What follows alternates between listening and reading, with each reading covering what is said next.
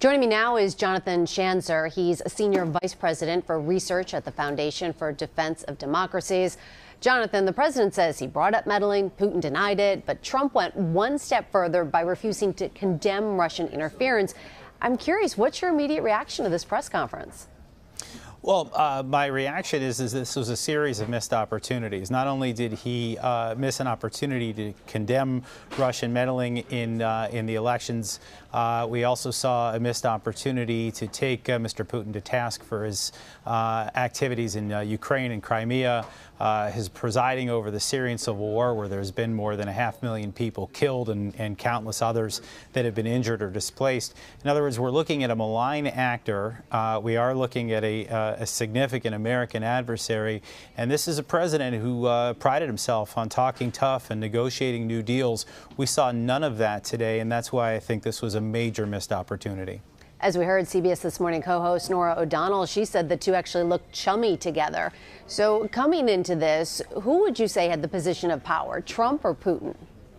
Look, I think that both of them had power. The question was who was going to prevail. In other words, here in the United States, we have significant sanctions against Russia. We have intelligence about Russian involvement in our elections. We had the 12 people that were recently designated and indicted. These are things that I think we could have used as leverage. And in the meantime, you have the Russians. They've got significant leverage over the Europeans because of energy issues. And of course, they continue to eat our lunch with respect to disinformation campaigns here in the U.S. So both of them had some leverage coming into this. I just wanted to see a president who was willing to call Putin out. This is what we expected. I didn't necessarily think we were going to get the art of the deal. There was never going to be some grand bargain. I definitely didn't think that was going to happen with respect to Syria. But at the very least, we could have had a president who talked tough, especially when you think about the last two presidents that we've had. You had Obama, who, maybe had the right attitude in going in with Trump. He would sort of stare him down, but at the end of the day yielded Ukraine, Crimea, Syria. Before that, we had Bush, who looked into Putin's soul and saw somebody that he could do business with. Look, we've had failure after failure in the White House. This was an opportunity to turn it around. It didn't happen, and yet again, just a terrible missed opportunity from my perspective. Let's talk a little bit more about the indictments. Putin said U.S. investigators can come to Russia to work with their officials looking into the meddling. Let's play that. Well, the appropriate commission headed by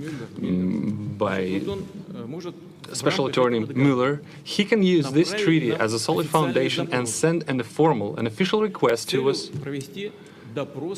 so that we would interrogate, we would hold a questioning of these individuals who he believes are privy to some crimes. And our law enforcement are perfectly able to do this questioning and send the appropriate materials to the United States.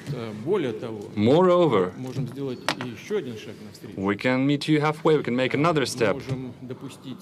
We can actually permit official representatives of the United States, including the members of this very commission headed by Mr. Mueller.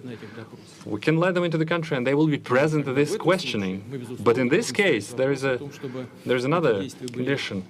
This kind of effort should be a mutual one. Then we would expect that the Americans would reciprocate. I think that answer baffled a lot of people. What is going on there? Oh, I mean, look, I think Putin is not taking this terribly seriously. You get a sense that, he's almost mocking the process that we have here in the United States. I think he'd love nothing more than to have Mueller and his team come over to learn a little bit more about what they know about his involvement in meddling, or perhaps what's been going on with this broader investigation. But Putin clearly is not taking this terribly seriously. The idea of Mueller going to Russia for this is laughable. And Jonathan, Trump did address where they could find common ground, denuclearization. This is what he had to say about this. We'll talk about it on the other side. We also discussed one of the most critical challenges facing humanity, nuclear proliferation. I provided an update on my meeting last month with Chairman Kim on the denuclearization of North Korea, and after today, I am very sure that President Putin and Russia want very much to end that problem, going to work with us, and I appreciate that commitment. What do you make of that response? Look, the idea of denuclearization, I think, that's about basically the U.S. giving up the leverage that it has. I think we are clearly a greater power than the Russians, and I think we want to keep it that way. And as for some of the other things that were discussed, perhaps reaching some kind of an agreement in Syria, look, I see the Russians as partners with the Iranians, a state sponsor of terrorism, and so I don't think there's much of an arrangement to be had there. Again, I think this was not an opportunity to renegotiate any major issue. This was an opportunity, at least to start with, by calling out Putin.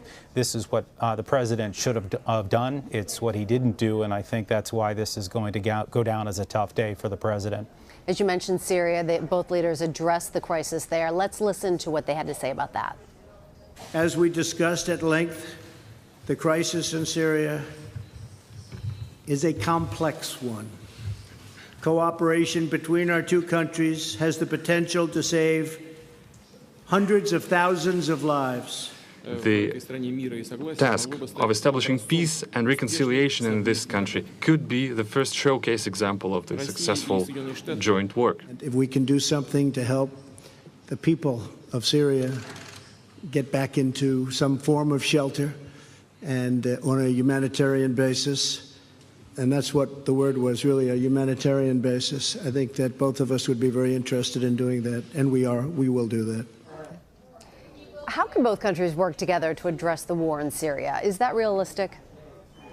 It's not realistic, only because what we're seeing right now on the part of Putin is that he's working hand in glove with the Iranian regime, with the Assad regime, with Hezbollah, with Shiite militias. These are the actors at this point, now that ISIS is effectively stamped out, and we heard the president say that it's 98, 99% stamped out at this point, that the primary bad actors in Syria right now are associated with that Iranian bloc. They are the ones that are carrying out terrible atrocities. They're the ones who are responsible for the bulk of that 500,000 people killed and those millions of other people that have suffered in that war. Russia has a huge amount of responsibility to bear for all of this. They are overseeing and even coordinating, sharing intelligence, patrolling with some of these actors. And it doesn't look as if the Russians are going to be willing to do anything at this point. And what's actually very disturbing is that this president seems to be intent on getting out of Syria to hand it over basically to the Russians and their rather nasty allies. This is not the message that we should be sending. We should be saying that the United States is going to stay in there and prevent the Russians from gaining that foothold on behalf of the Iranians or even for themselves. All right, Jonathan Schanzer, we really appreciate your insight. Thanks for joining us. My pleasure.